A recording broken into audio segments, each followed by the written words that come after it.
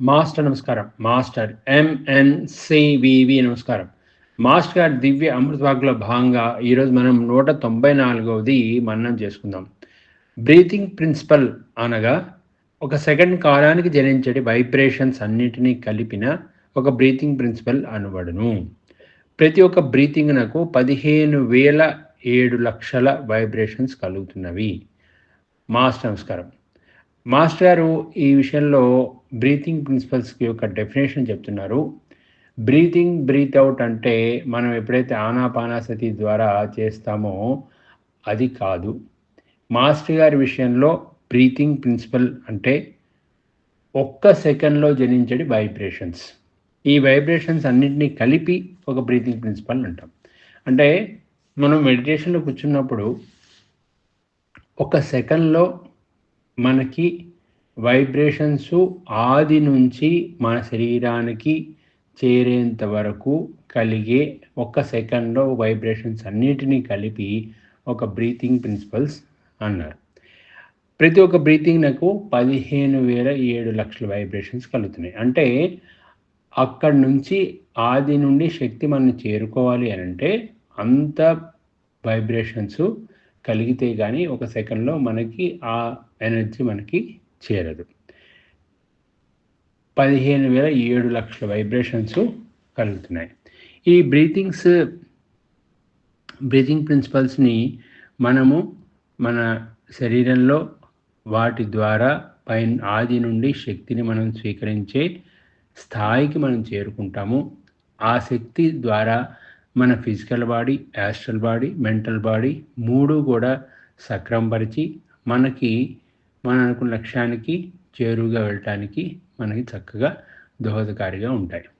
ఎప్పుడైతే ఈ శక్తి మనలో ప్రవేశిస్తుందో అప్పుడు మనలో ఉన్నటువంటి రకరకాలటువంటి కదలికల వల్ల మన శరీరం మొత్తం అణుమయం. ఈ ప్రపంచం అంతా కూడా అణువులు, పరమాణువులతో కూడుకున్న చక్కని అనుబంధ మాల.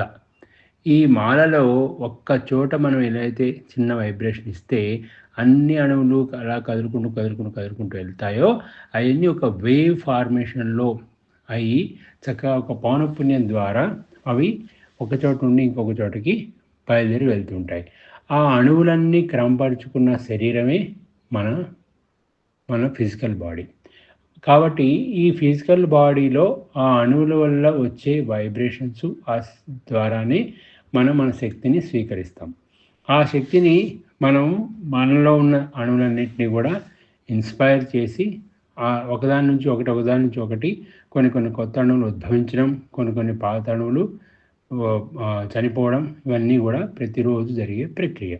ఈ అణువులు ఉద్భవించడం, వెళ్ళిపోవడం అనే ప్రక్రియ ఎప్పుడైతే మందగిస్తుందో అప్పుడు మనకి ముసలితనం రావడం, లేకపోతే జుట్టు నెరిసిపోవడం, ఇటువంటివన్నీ లక్షణాలన్నీ జరుగుతుంటాయి. ఆ ప్రక్రియ అణువులన్నీ చక్కగా రావడం, చనిపోవడం, మళ్ళీ కొత్తవి ఉత్పత్తి అవ్వడం ఎప్పుడెప్పుడైతే జరుగుతూ ఉంటుందో అందులో అప్పుడు మనకి చక్కని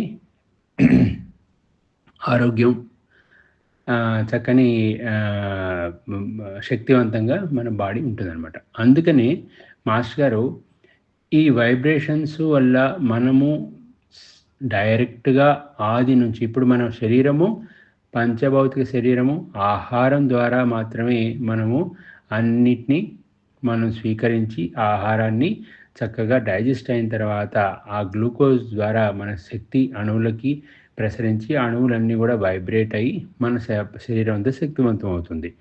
అయితే మాస్టర్ గారు చెప్పే ఈ శక్తి డైరెక్ట్గా ఏదైతే ఎనర్జీ మనం తినే ఆహారం ద్వారా డైజెస్ట్ అయ్యి రక్తంలో కలిసి మనల్ని తేజోమయం శక్తివంతం చేస్తుందో దానికి ప్యారలల్గా మనం యోగంలో కూర్చున్నప్పుడు మనలో కూడా ఒక చక్కని దివ్య శక్తి మనలోకి ఆది నుండి ప్రవేశించి మన శరీరాన్ని క్రమబద్ధపరిచి చక్కగా అందులో ఉన్న అణువులన్నింటినీ కూడా వాటి సైకిల్ని ఎక్కడెక్కడైతే ఉన్నాయో క్రమబద్ధీకరించి వాటన్నిటినీ చక్కని తేజోమయం శక్తిమయం చేస్తాయన్నమాట.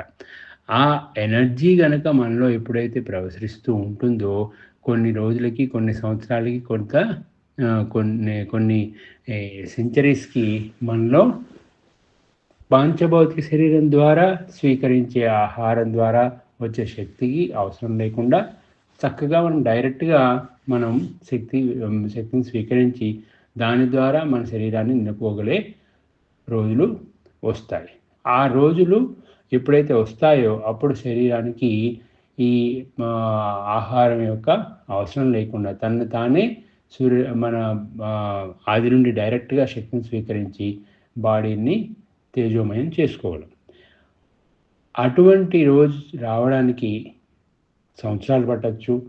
అప్పటి వరకు మనం ఈ ఎనర్జీతో పాటుగా ఆ ఎనర్జీని కూడా మన బాడీకి అలవాటు చేసుకుంటూ చక్కగా సాధన ద్వారా 2 రకాల శక్తుల్ని క్రమబద్ధీకరించుకుంటూ ముందుకి వెళ్ళి మన లక్ష్యాన్ని అతి త్వరగా నెరవేర్చుకుందాం. మాస్టర్ నమస్కారం.